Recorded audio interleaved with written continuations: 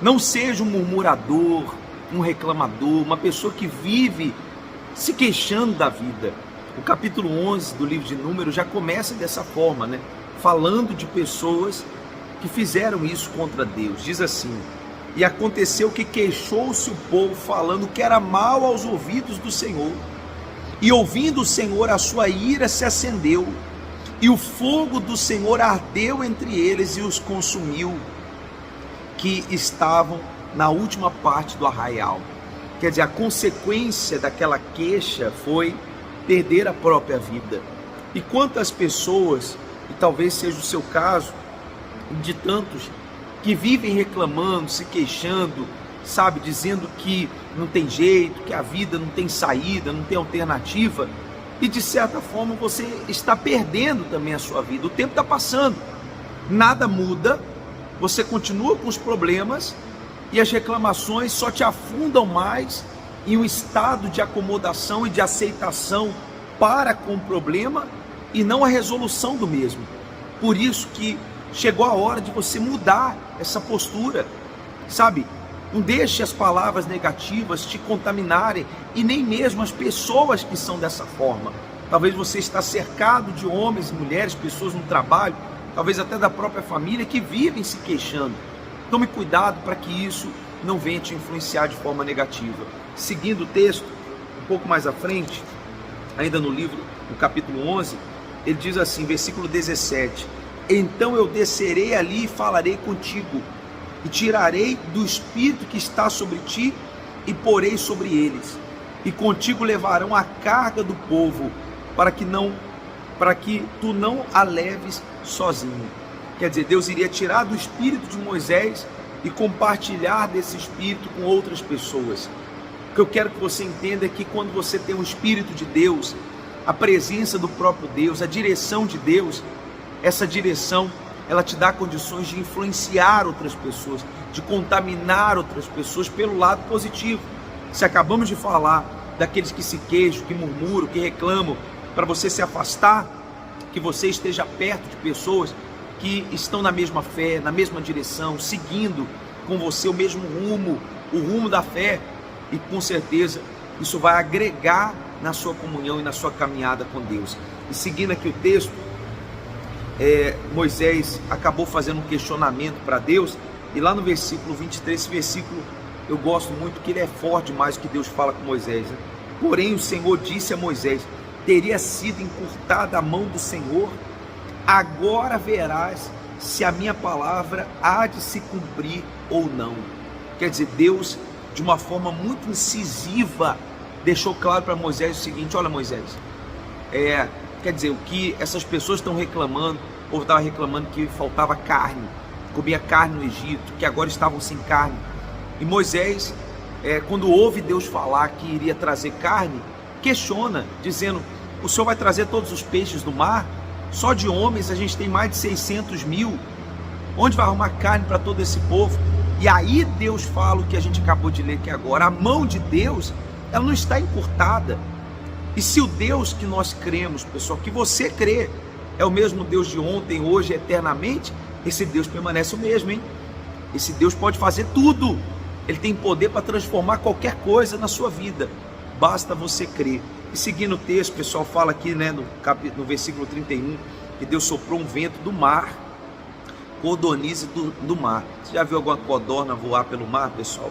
É só Deus para fazer o sobrenatural, né, na vida dos que creem. Lá no versículo 10 do capítulo 12, falando a respeito daquilo que de Arão e Miriam falaram contra Moisés, aconteceu assim, ó: e a nuvem se retirou de sobre a tenda, e eis que Miriam ficou leprosa como a neve, e olhou Arão para Miriam, e eis que estava leprosa.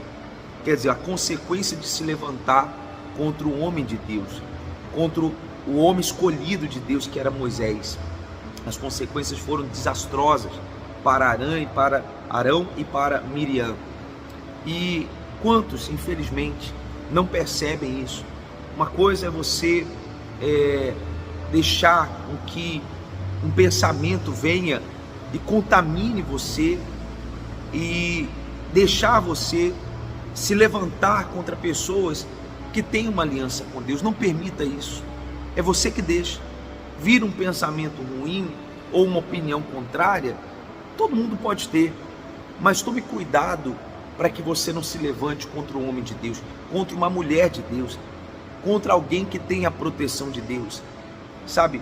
Tome cuidado, entregue situações que, por mais que você não concorde, porque Arão e Miriam se levantaram contra Moisés, porque Moisés havia se casado com uma mulher que eles não queriam, e aquela atitude de Moisés fez com que eles achassem no direito de se levantar contra Moisés. Como eu falei, pode ser que até a atitude de Moisés não fosse a correta, mas isso não deu a eles, ou não daria a eles o direito de se levantar contra alguém escolhido pelo próprio Deus. Tome cuidado para que isso não aconteça com você.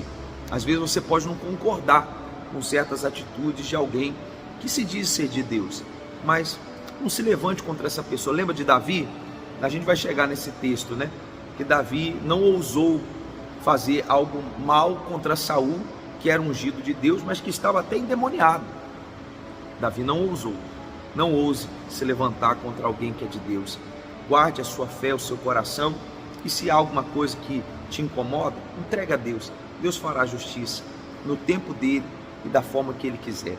E para a gente terminar, pessoal, vamos aqui ao capítulo 13 já, quando lá no versículo 30, né? O povo Moisés mandou os príncipes das tribos visitar a terra que manava leite e mel. Eles trouxeram em um ramo, né, de vide, um cacho, cortaram, e 2 homens tiveram que trazer um cacho de uvas. Lá no versículo 23 fala sobre isso, mas lá no versículo 30, é esse que eu quero chegar.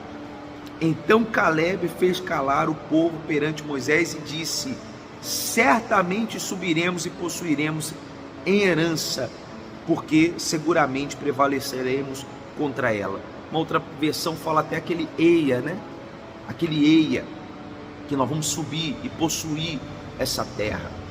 Aquele grito de revolta quanto à incredulidade. Homens, príncipes das tribos, pessoas escolhidas para representar as tribos que estavam à frente, eram pessoas que agiram com toda a incredulidade, não acreditando na grandiosidade, no poder de Deus, e Deus que já tinha mostrado para aquele povo tantos sinais. Não deixe, tome cuidado com a incredulidade e faça o que Caleb fez. Em situações que você ouve de outras pessoas e até pensamentos que surgem na sua própria cabeça, faça esse pensamento se calar, não deixe ele crescer dentro de você, não desacredite, não entre na incredulidade e deixe de confiar e depender de Deus. Por isso que Caleb falou: vamos subir, nós vamos subir e vamos prevalecer.